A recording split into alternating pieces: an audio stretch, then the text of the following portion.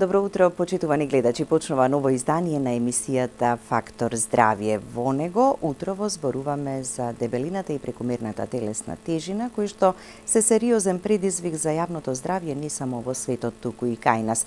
Станува збор за хронична состојба која не е само естетски проблем, туку голем ризик генерално за здравјето. Поврзана е со срцевите заболувања, дијабетесот и други хронични состојби кои што влијаат на целокупното здравје и може да го нарушат и квалитетот и должината на животот. Токму затоа во ова денешно издание зборуваме за тоа што е дебелина, кои се причините и како на ефикасен, безбеден начин трајно и здраво да ја намалиме телесната тежина. Сите овие совети и препораки ќе ги слушнете утрово, но веднаш по првиот блок реклами. Останете со нас до самиот крај, следете не, повелете, јавете се и поставете прашања.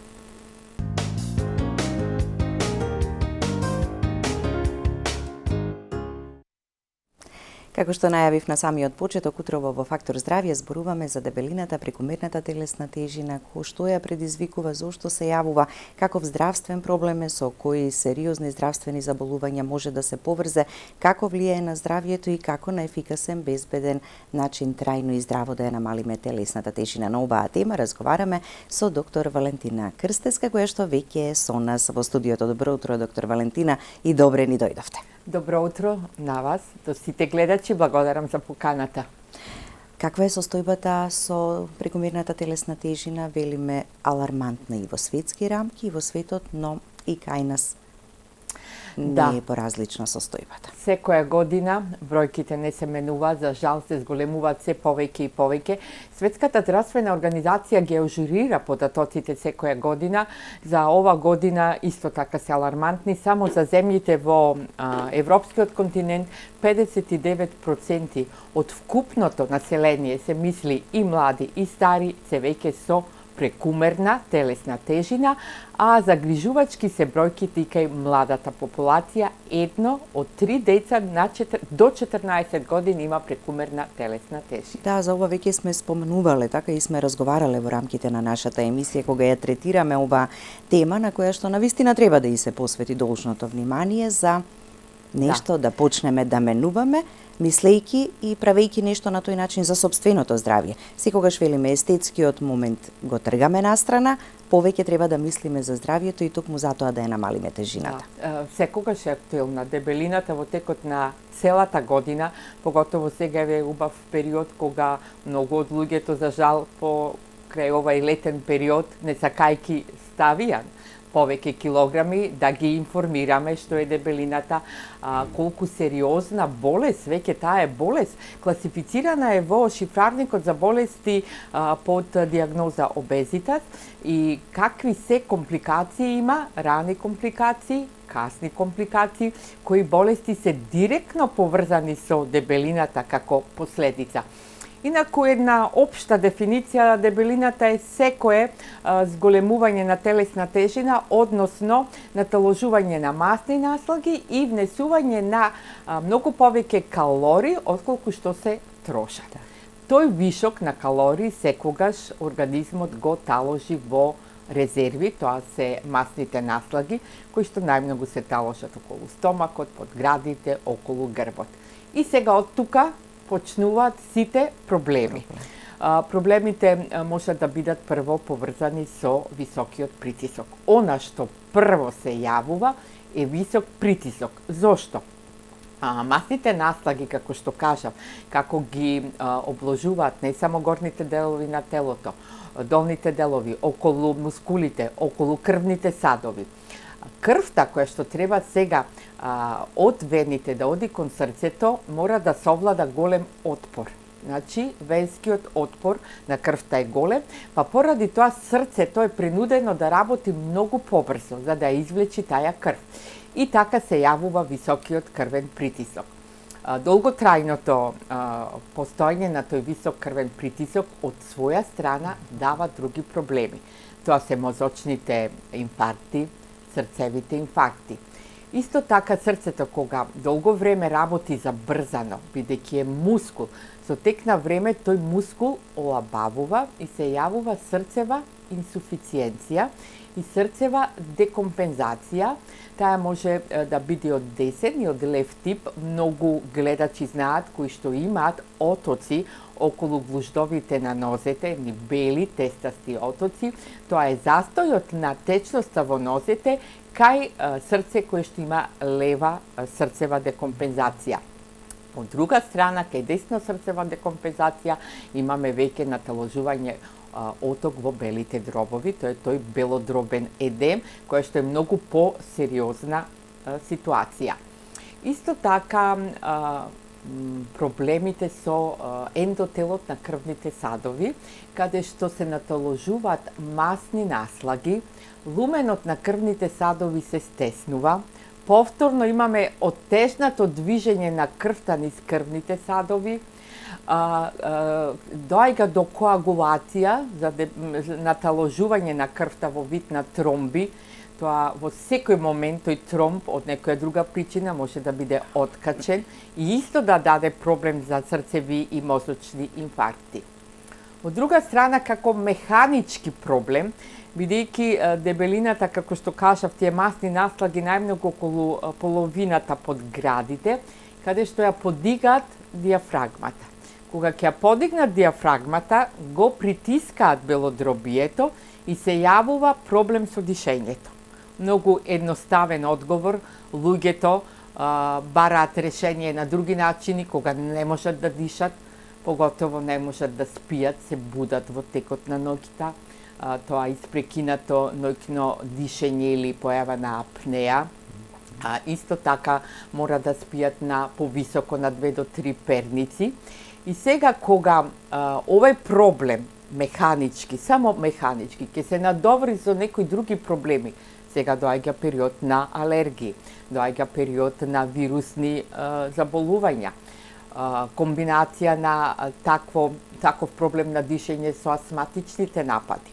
Сега тука пак да повторам да не го заборавиме периодот на ковидот, кога гојазните луѓе, оние со прекомерна телесна тежина, имаја најсериозни компликации кои што завршуваат многу пати со смртен исход. Значи, само намалување на некои си 5 до 10% телесна тежина ќе ја врати диафрагмата во нормална состојба и дишењето повторно ќе биде нормално. Така и тоа минимално намалување на телесната тежина така ќе придонеса за подобро функционирање и на органите и на сите овие нели ризици кои што ги споменавте по здравјето. Уште, значи, овие беа оние почетни ризици. Сега, директната поврзаност со диабетот, тука не смееме да го заборавиме, преддиабетсната состојба, диабетот и метаболниот синдром, кога веќе сега настапува тука инсулинот, кога од прекомерно внесување на јагленохидрати, на масти, на шекери, веќе се јавува таа презаситеност, клетките не можат да го примаат шекерот, се јавува инсулинска резистенција, хиперинсулинемија, кога од една страна не можат клетките повеќе да се шекерот да се дистрибуира до сите клетки, а имаме уште инсулин во крвта, таа хиперинсулинемија, која од своја страна дава појава на глад и уште повеќе бара внесување на храна и сето тоа е така еден зачаран круг, кој што со високиот притисок во комбинација и зголемен обем околу половината е метаболичен синдром. Значи, метаболичниот синдром е состојба која што ги поврзува сите овие 4-5 ситуации како резултат на таа зголемена телесна тежина. Тие масни наслаги, масното ткиво е голем ендокрин орган. И тука имаме одговор и причина за појава на одредени тумори и канцери, особено на дебелото црево, на дојка, на материца, кои што се исто така поврзани како резултат на тој ендокрин стимул кој што го имаат масните клетки. Страда и црниот дроб, така замастениот црн дроб исто како резултат на покачената телесна тежина. Да, проблеми со наталожување на масти и околу црниот дроб, бидејќи тие прекумерни масни наслаги не се наталожуваат само под кожата, туку и околу внатрешните органи, најмногу околу црниот дроб, па тој замастен црн дроб, кој од своја страна па после има проблеми со функцијата и со детоксикацијата, која што му е основна функција. Проблемите со движење, доаѓаме до тој страдаат изглобовите. Изглобовите, наталожувањето околу колената најмногу, долниот дел, околу лумбалниот дел, го предизвикува отежнато движење, поготово ке луѓе кои што се во повозрастна возраст, кои што имаат и други проблеми од реуматичен или дегенеративен карактер, кои што треба да одат на некој оперативен захват и сега мора, за да биде успешен тој захват и постоперативниот и рехабилитацијата, мора да ги намалат тие масни наслаги за да може многу полесно да функционираат проширените вени. Исто така, појавата на проширени вени, која што од една страна го има застојот на крвта многу побавно се враќа кон срцето, големена е опасност од наталожувањето на, како што кажав, и појавата на тромбите. Понатака, целулитот како естетски проблем, тоа никако не смееме да го заборавиме.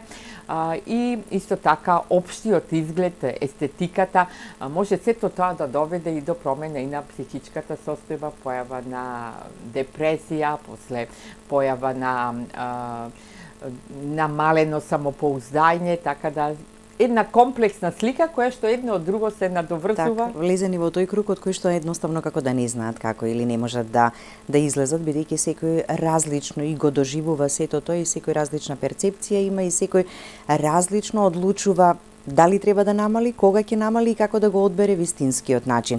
Како се пресметува дебелината со оној body mass индексот, но и други параметри има ли за да знаеме во која класификација сме, па дали ни е алармантно тоа или пак не? Најосновно е преку индексот на телесна маса или тој body mass индекс, секој може да си го пресмета кога тежината ќе се подели со висината дигната на квадрат. 25 или сега 24,9 е она нормална граница. Се што е над 25 се класифицира уште во неколку категории, до 30 тоа е одма зголемена телесна тежина. А тоа го имаат многу од населението, од 30 до 35 веќе се во степени гојазност или обезитас прв степен, втор степен, а она body mass индекс 40 веќе тоа ја викат малигна гојазност. Тоа е веќе за луѓе кои што имаат преку 10 и 20% повеќе од телесната тежина. Меѓутоа, сега е битна и распроделбата на тие масни наслаги, затоа се зема и обемот околу половината, до најмногу 88 е граница кај жени, 102 кај мажи. Па така да, и кога го спомнав метаболниот синдром, за да биде еден синдром да се нарече метаболен, се зема во обзир покрај високиот крвен притисок, како што реков, и обемот на половината. Многу битен показател, затоа што баш тие масни наслаги, како што кажав, имаат директен проблем и на дишењето и на работата на срцето. Така, различна дебелината кај мажите и кај жените, кај мажите најчесто така околу стомакот, иако и кај жените има такви примери, меѓутоа андроген тип и гинекоиден тип, каде што кај мажите е како форма на јаболко, кај жените форма на круша, и тоа се зема во обзир, каде што наталожувањето е многу повеќе околу колковите и долниот дел на телото, а кај мажите стомакот, подградите и на грбот. Полицистични јајници, проблеми со забременувањето, најчесто оние кои што нели одат на инвитро процедури, ако кај жената така има поголема телесна тежина, препораката е да се намали тежината, значи на плодноста влие. Тој проблем е во склоп на метаболниот синдром, како што кажав, инсулинската резистенција и хиперинсулинемијата, и така да многу од тие пациентки кои што го имаат тој проблем се советувани прво да ја регулира таа инсулинска резистенција, која што исто така се регулира со истите програми за намалување на телесна тежина, каде што од една страна ќе се стабилизира инсулинот, ќе се намали нивото на гликоза во крвта и ќе се намалат масните наслаги, бидејќи настанува еден процес наречен кетоза, каде што се топат масните наслаги таму каде што ги има најмногу. Така, ја споминавме гладта, значи има повеќе поделби и ако добро ја разбереме и ја сватиме, веројатно ќе знаеме каков однос да имаме кон храната. Точно. Сега тоа зголемување, што го кажав, се внесува многу повеќе калории отколку се троши, е резултат на значи секојдневното внесување на храна, глад.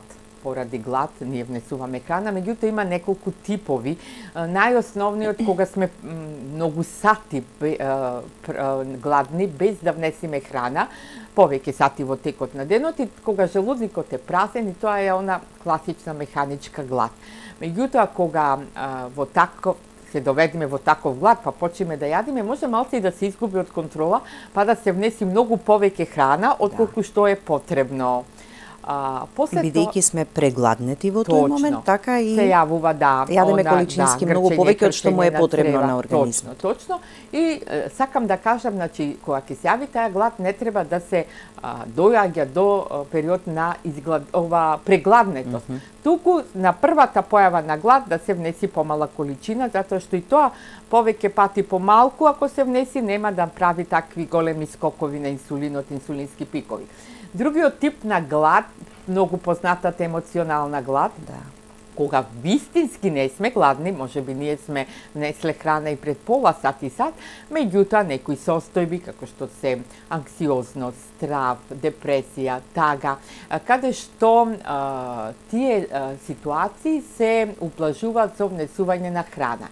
Таа храна која што ќе помогне за тој емоционален глад да се задоволи е баш она храна која што е богата многу со шекери, многу со јаглено-хидрати, каде што и во мала количина на храна која што се внесува има многу калории, поготово празни калории.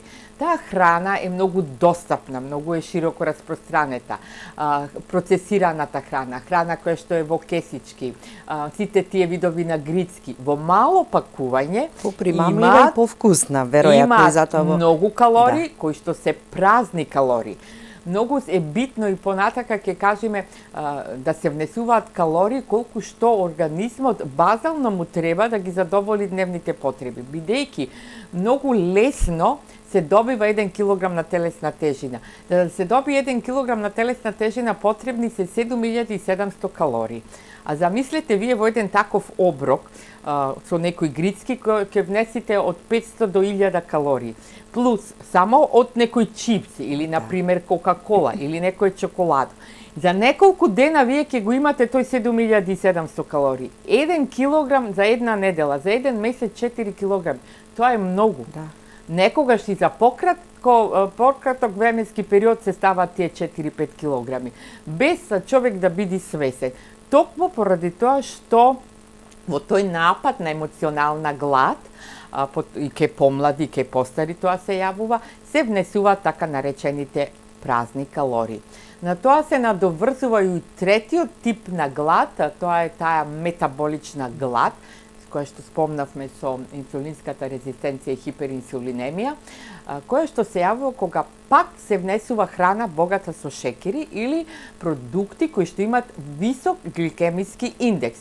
Тоа се сите напитоци, алкохолот, шекерите, тестенините и за кратко време се лачи инсулин во крвта. Меѓутоа, тој инсулин многу брзо ќе го согори шекерот и во еден момент во крвта немаме шекер, а имаме висок инсулин. А кажав, висок инсулин значи глад. И повторно имаме глад и повторно имаме потреба да внесиме храна, али пак таа храна потребата е за благо.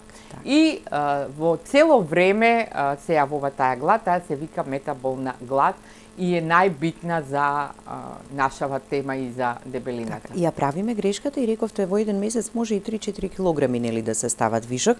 Не ги намалуваме, па следниот месец уште може би килограм, 2, па за еден период од половина година знаат луѓето да речат многу килограми ставив на мене. Точно. А едноставно сега не знам како да се справам или што да направам. Точно, затоа што после ќе треба многу повеќе, па тие килограми да се намалат, бидејќи истиот е процент сега. Ако тие 7700 калории се внесува, еден килограм, исто толку треба да бидеш во дефицит, да ги изгубиш тие 7700 калории, за да можеш да го изгубиш тој килограм кој што си го ставил.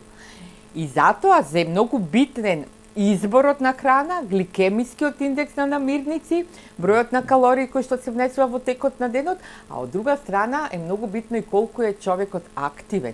Кога има активност, дали е тоа пешачење, дали е тоа во фитнес, дали е тоа гимнастика, многу повеќе ќе се потрошат овие вишок на калории. Така, редовни оброци и повеќе оброци во текот на денот.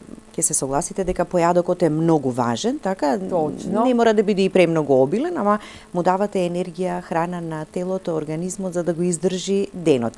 И нема да има потреба така од тие некои лоши намирници кои што треба да се внесат во текот на денот. Изборот на храна, комбинацијата на храна, начинот на приготовка, сето тоа влијае за да може оброкот од една страна да биде нутритивно богат, да дава ситост, а во калории да биде малку понизок. Има разни програми денеска и за слабење, програми за намалување, за одржување на килограмите.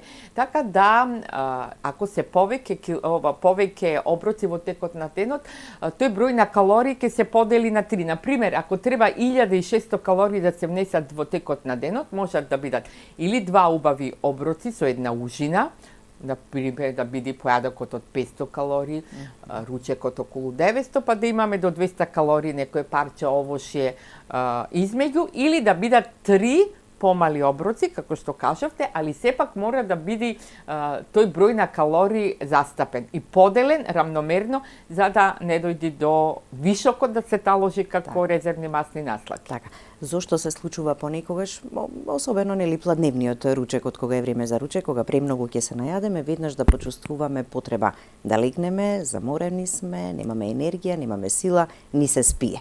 Точно, затоа што пак кажа, погрешен избор на продукти кои што се внесени во тој оброк, каде што има многу повеќе јаглено-хидрати, каде што храната е повеќе пржена, каде што има или алкохол или сокови во текот на оброкот. И тука сите тие намирници имаат висок гликемиски индекс, пак ќе кажам, инсулинот се лачи за многу кратко време, го согорува шекерот, останува висок инсулин, хиперинсулинемија и се јавува и глад и пат на енергијата. Поспаност. Така, од сите овие работи кои што ги слушнавме, навистина големи се ризиците по здравјето и го нарушуваат и квалитетот на животот. Треба да преземеме нешто, ако не знаеме сами, имаме каде нели да се обратиме, да се консултираме и да речеме од утре ја почнуваме новата приказна за да ги намалиме килограмите и да го живееме животот и полесно, и поубаво, и поквалитетно. Како тоа да го постигнеме, ќе слушнеме по вториот блок реклами. Останете со нас, почитувани гледачи, и следете не до самиот крај, следуваат реклами.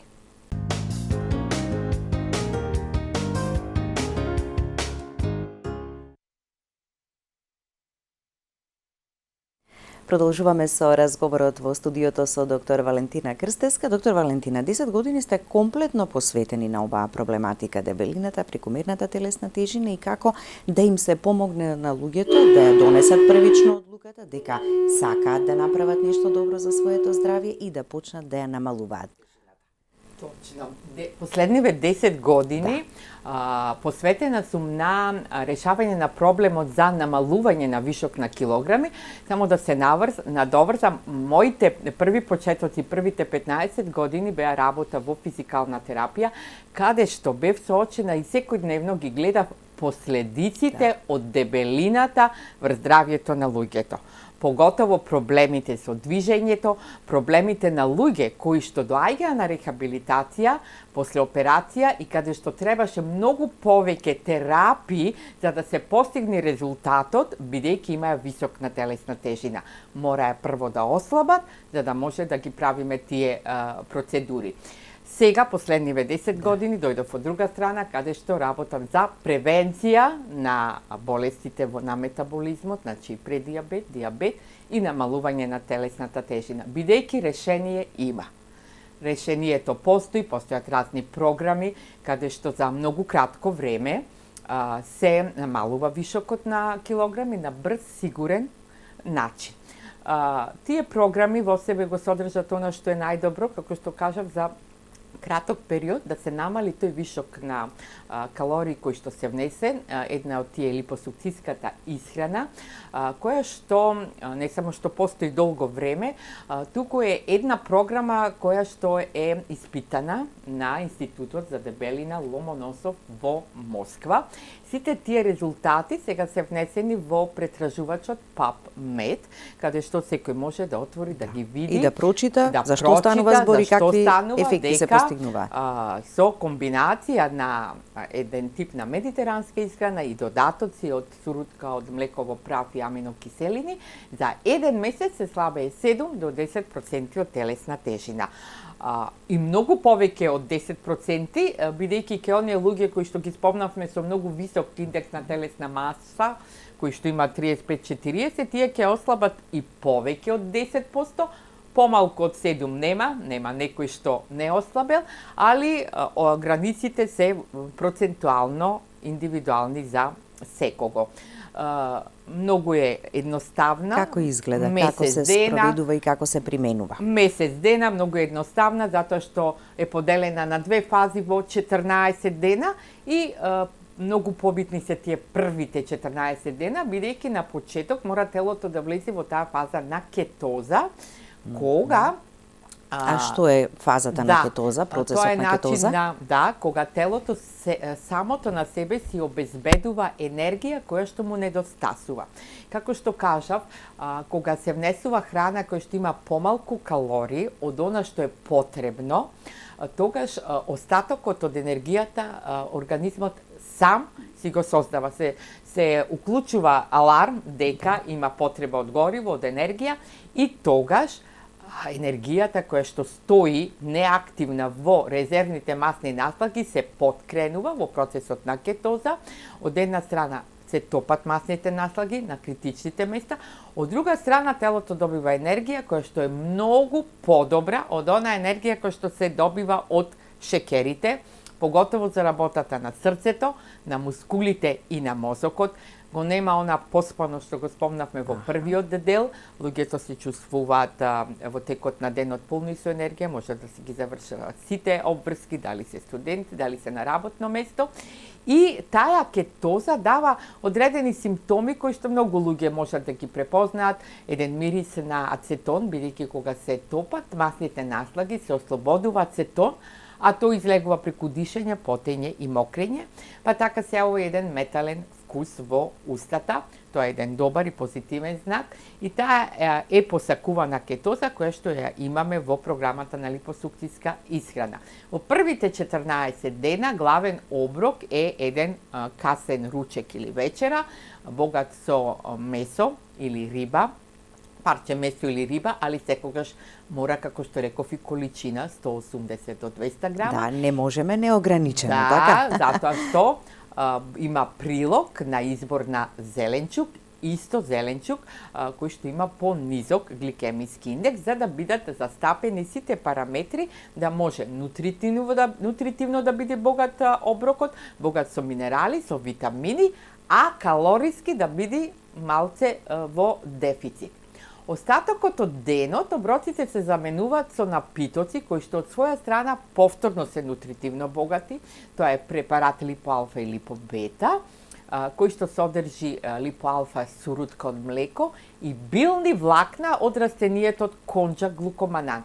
Тие се доста битни бидејќи бубрат во допир со вода, 10 пати го зголемуваат својот волумен и тој напиток бубри во желудникот и дава чувство на ситост, а има многу малку калории. 3 пати во текот на денот на растојание од 3 до 4 часа се пијат тие напитоци. Сега, да не го заборавиме малцито естетски проблем, за да не се губи кожата, да не виси мускулното ткиво, тука се аминокиселините, кои што се во вид на капсули, липобета се вика препаратот, со секоја кесичка липоалфа се пијат по 2 капсули. На тој начин се топат само масните наслаги кои што се на критичните места, нема губење на многу на течности на вода, нема губење на мускулно ткиво, телото си го добива тој посакуван Она облик. само каде што имаме вишок и она што Точно. ни пречи надворешно естетски, но и она што му пречи внатрешно на телото. Значи се базира и темели на внес на масти и протеини, поддржано со аминокиселини, а намалување или исклучување на јагленохидрати. Така би можеле вака да го склопиме. Во првите склопиме? 2 недели многу повеќе, како што кажав, тој зеленчукот, рибата и месото, да бидат протеините, а меѓутоа во вториот дел, веќе сега нема да ги оставиме и другите продукти, постепено се внесуваат и другите продукти кои што ги нема во првите 2 недели. Јајцата се тука, па и лепо, па и путер, па млечните производи. И така да веќе во вторите 14 дена имаме 3 оброци во текот на денот и тие распоредени на еднаков временски период по количина и по избор на намирници за и тогаш да бидат задоволени сите нутритивни првопотреби, витамини и минерали, а како што кажав, во калориска вредност многу пониско. И така за 1 месец го добиваме резултатот 7 до 10% од телесната тежина. Доколку особата е и физички активна, како што кажав, многу побрзо ќе ги има тие посакувани резултати. Така, внесот на водата до отприлика 2 литра би било ориентационо да може да треба да се внесува? Обична вода, лимонада, чаеви, кафето е дозволено без шекер, без млеко и пак ако се јави некој глад, да речеме, краставицата како ужина во текот на целиот ден. Така да. Ги намалувате килограмите, добивате дополнително елан и стимул така понатаму да продолжите. Многумина се плашат од јојо ефектот, ќе намалат килограми, па потоа некој ќе ги врати. Ама ќе ги врати само ако продолжи да се храни исто и да се однесува исто како пред да почне да ја спроведува програмата. Тоа е најглавниот проблем. Самиот назив на програмата липосукцијска исхрана е таков за да ги научи луѓето како и понатака да се хранат. Ова е само еден почеток, еден стимул на почеток да им дадат елан, кога ќе видат дека ќе ослабат и не само, како што реков, 7 до 10% во обем и во конфекцијски број. Спомнав на почеток колку е битен обемот на половината и кај мажите и кај жените, кога ќе се намали во сантиметри, во конфекцијски број, само довербата се зголемува, околината кога приметува и така да понатака и во вториот и во третиот месец со внимавање ќе можат и да си ги внесат сите продукти, ама без да има јојо ефект. Ако се вратат на сите стари лоши навики, за жал, многу лесно. Ама тоа зависи само од нив лично и индивидуално. Така, да. Значи, намалувате килограми, учите здраво да живеете и веќе нема да се соочувате со прекумерна телесна тежина, на тој начин правите добро и за сопственото здравје. Точно, сето пак ќе се вратиме на почеток што ги кажав, сите тие компликации, сето тоа ќе се повлечи. Прво ќе се регулира крвниот притисок, ќе се намали. Луѓето кои што земаат терапија ќе ја намалат својата терапија. Луѓето кои што земаат терапија во преддиабет, исто така ќе ја намалат, а во многу случаи дури и ќе може после месец-два и да ја острана таа терапија. Така да многу придобивки, дишењето, тоа што кажав, диафрагмата ќе се врати на нормала, дишењето ќе биде биде нормално без потреба за примање на некои дополнителни терапии. Така и го намалуваме ризикот и од други хронични заболувања и состојби кои што може со текот на времето да се јават. Доктор Валентина, ви благодарам за гостувањето. Се надевам и во следна прилика повторно ќе имаме можност да разговараме за сето. Благодарам и вас. Да. Благодарности до вас, почитувани гледачи, за вниманието со кое не следевте. Останете и понатаму со програмата на ТВ24. Ви посакувам убав и пријатен ден.